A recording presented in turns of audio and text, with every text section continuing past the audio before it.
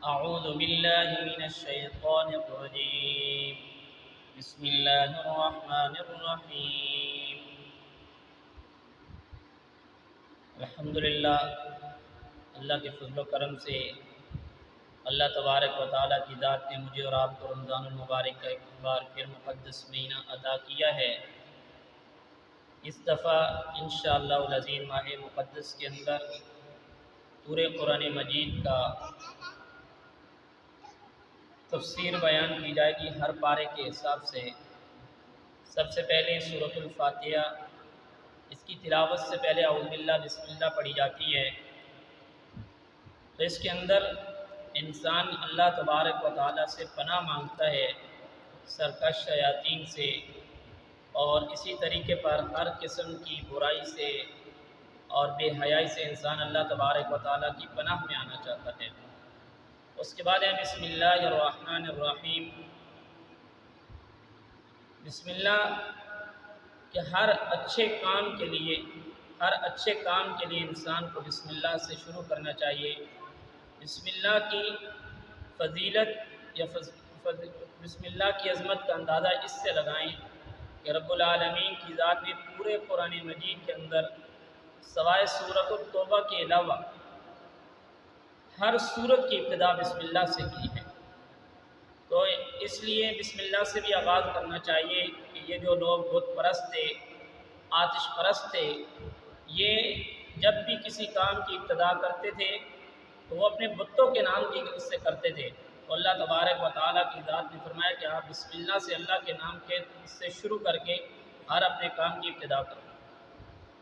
سورۃ الفاتحہ یہ قرآن مجید کی سب سے پہلی سورت ہے۔ اس کے مختلف نام ہیں، ام الکتاب اس کو کہا گیا، اساس القرآن کہا گیا، اس کو فاتحہ، کافیہ، شافیہ، مختلف اس کے نام ہیں۔ یاد رکھ لیں سورۃ الفاتحہ کو، جو سب سے پہلی سورت ہے، یہ نزول کے اعتبار سے نہیں بلکہ یہ ترتیب کے لحاظ سے پہلی سورت ہے۔ نزول کے لحاظ سے پہلی سورت وہ سورۃ العلق ہے، یہ ترتیب کے لحاظ سے جناب رسول اللہ صلی اللہ علیہ وآلہ وسلم فرماتے ہیں، حضرت ابی بن کعب رضی اللہ تعالیٰ عنہ کی روایت ہے، فرمایا قسم ہے اس ذات کی جس کے قبضہ میں میری جان ہے، اس جیسی صورت تورات، زبور، انجیل بلکہ خود قرآن مجید کے اندر بھی موجود نہیں ہے۔ یعنی اتنی بڑی فضیلت والی صورت ہے۔ پورے قرآن مجید کا خلاصہ، پورے قرآن مجید کی اساس اور بنیاد سورۃ الفاتحہ ہے۔ اس کے بعد ہے سورۃ البقرہ۔ سورۃ البقرہ قرآن مجید کی سب سے بڑی سورت ہے، اس کے اندر 40 رکوع موجود ہیں اور قرآن کریم کے اندر سب سے بڑی سورت ہے۔ اس کی فضیلت یہ ہے کہ جناب نبی کریم صلی اللہ علیہ وآلہ وسلم نے فرمایا کہ تم اپنے گھروں کو قبرستان نہیں بناؤ، جس گھر کے اندر سورۃ البقرہ کی تلاوت کی جاتی ہے وہاں سے شیاطین، جنات، یہ چیزیں بھاگ جاتی ہیں۔ اور سورۃ البقرہ کو بقرہ اس وجہ سے کہا جاتا ہے کہ اس کے اندر گائے کا تذکرہ موجود ہے، جس کی آگے تفصیل انشاءاللہ آ جائے گی۔ سب سے پہلے الف لام میم سے اس کی ابتدا کی گئی۔ یہ الف لام میم حروف مقطعات ہیں۔ مقطعات یہ قطع کی اس کا مشتق ہے، اس سے یہ اخذ کیا گیا، یعنی جدا جدا پڑھے جانا۔ جیسے الف علادہ پڑھا جائے گا، لام علادہ پڑھا جائے گا اور میم علادہ پڑھا جائے گا۔ اب اس کے بعد ان کا معنی کیا ہے؟ یہ حروف مقطعات ہیں، ان کا معنی اور ترجمہ اور تفسیر واللہ اعلم۔ حضرت عبداللہ بن مسعود فرماتے ہیں کہ اللہ ہی کی ذات جانتی ہے کہ یہ مقطعات کا معنی کیا ہے۔ یا تو اس کا علم حضور کو بھی تھا اور حضور نے امت کو نہیں بتایا، یا جبریل امین کو پتہ تھا، یا اللہ تبارک و تعالیٰ کی ذات کو مختلف اس کی تفاسیر موجود ہیں۔ حقیقت کیا ہے واللہ عالم۔ اس کے بعد ایمان والوں کی شان بیان کی گئی ہے کہ ایمان والوں کی شان یہ ہے کہ وہ غیب پر ایمان لاتے ہیں، یعنی حضور اکرم صلی اللہ علیہ وآلہ وسلم کو دیکھا نہیں، بن دیکھے ان پر ایمان لایا، جنت اور جہنم کو دیکھا نہیں، بن دیکھے ان پر ایمان لایا، اللہ تبارک و تعالیٰ کی نشانیوں پر ایمان لاتے ہیں، فرمایا یہ مومن کی شان ہے۔ اس کے بعد آگے منافقین کے اوصاف کو بیان کیا۔ قرآن کریم کے اندر منافقین کے بارے میں اللہ نے سورۃ البقرہ میں 13 آیتیں بیان کی ہیں۔ مومنوں کی شان 2-3 آیتوں میں، اور کافروں کی 2، اور منافقین کے بارے میں 13 آیتیں۔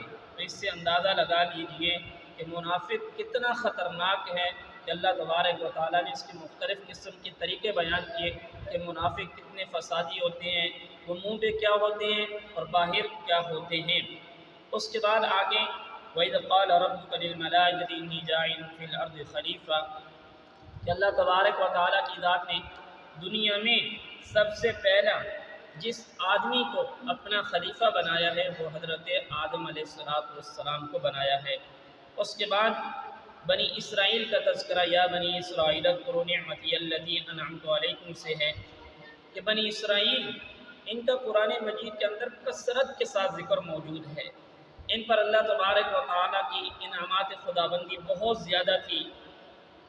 ان پر یہ تھی کہ ان کو اللہ تبارک و تعالیٰ نے فرعون سے نجات عطا کی، ان کے اوپر من اور سلوہ نازل کیا، ان کو کھانے پکانے کے لیے تکلیف نہیں ہوتی تھی، کہ جتنا بھی کچھ ہوتا تھا اللہ تبارک و تعالیٰ کی ذات ان کے لیے نازل کر دیتے، اور انہوں نے اس کے انکار میں حضور اکرم صلی اللہ علیہ وآلہ وسلم کی نبوت کا انکار کیا۔ انبیاء علیہ السلام کے جو ان کی ناشکری تھی، انہوں نے انبیاء کو ناحق قتل کیا۔ اسی طریقے پر حضور اکرم صلی اللہ علیہ وآلہ وسلم کی نبوت کا انکار کر دیا۔ پھر اس کے بعد مختلف قسم کی ان کی سازشیں تھی کہ انبیاء اور رسول جو ہیں وہ امام اور قائد ہونا، یہ بنی اسرائیل ہی کے اندر ہے۔ کیوں کہ بنی اسرائیل کے اندر تقریباً اللہ تبارک و تعالیٰ کی ذات نے 4000 انبیاء علیہ السلام کو مبعوث فرمایا۔ اس کے بعد فرمایا گائے کو ذبح کرنے کی حکمت۔ گائے کو ذبح کرنے کی حکمت یہ تھی کہ یہود کا ایک گروہ بعد الموت کا منکر تھا، وہ بعد الموت کو ماننے کے لیے تیار نہیں تھا۔ تو اللہ تبارک و تعالیٰ کی ذات نے ان کو حکم دیا، یہ جو سورۃ البقرہ کے اندر گائے کا تذکرہ موجود ہے، کہ بنی اسرائیل میں ایک شخص قتل ہو گیا تھا، اب اس کے قاتل کا پتہ نہیں چل رہا تھا، تو اللہ تبارک و تعالیٰ کی ذات نے حکم دیا کہ تم ایک گائے کو ذبح کرو، اور اس گائے کا ایک حصہ، گوشت کا ایک حصہ اس مقتول کے ساتھ لگا لو۔ جیسے ہی اس کے ساتھ لگے گا تو یہ خود بخود جو ہے اٹھ کر بتا دے گا کہ تم مجھے میرا قاتل کون ہے۔ تو اس وجہ سے یہود کے اس جو گروہ ان کو نہیں مانتا تھا، اس کا رد کر دیا۔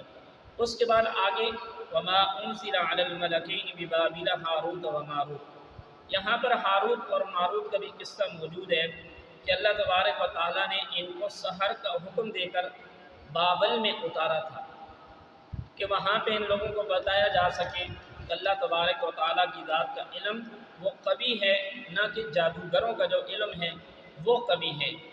اس کے بعد آگے فرمایا یا ایھا الذین آمنوا لا تقولوا راعنا وقولوا انظرنا واسمعوا۔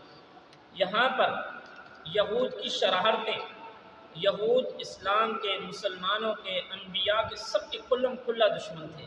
وہ چھوٹی چھوٹی باتیں لے کر کے انبیاء علیہ السلام کے ساتھ اور مسلمانوں کے ساتھ اور حضور اکرم صلی اللہ علیہ وآلہ وسلم کے ساتھ کیسی کیسی شرارتیں کرتے تھے۔ لا تقولوا راعنا، یہ راعنا یہ عبرانی زبان کا لفظ ہے، تو اس کے اندر اس کا معنی یہ تھا کہ ہماری مدد فرما دیجیے، اور یہ اس کو کھینچتے تھے، راعینا کہتے تھے۔ راعینا کا مطلب ہے ہمارے چرواہ۔